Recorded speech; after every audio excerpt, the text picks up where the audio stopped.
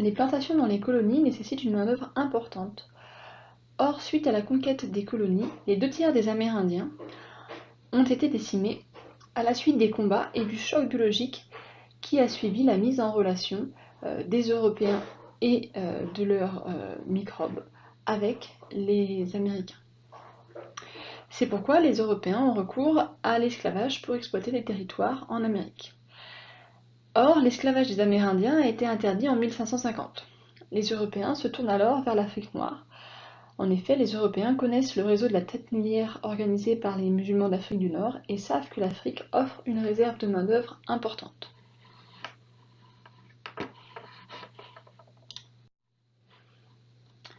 En effet, l'esclavage existe depuis l'Antiquité, comme on peut le voir sur ce graphique. La traite des Noirs est un phénomène ancien en Afrique qui est pratiqué, comme on peut le voir sur ce graphique, depuis le 7e siècle et qui a connu une première apogée au 10e, 11e siècle, avant de reconnaître un essor au 17e, 18e siècle, dans le cadre de l'exploitation coloniale des Européens.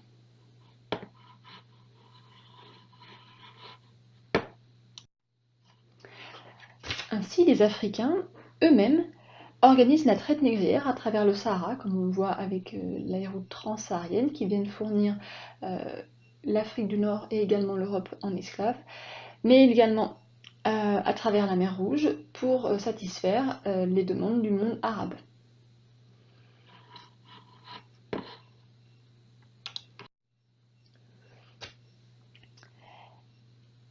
Les esclaves sont capturés lors de nombreuses guerres entre les peuples d'Afrique noire ou lors de razzias organisées pour alimenter le commerce des esclaves.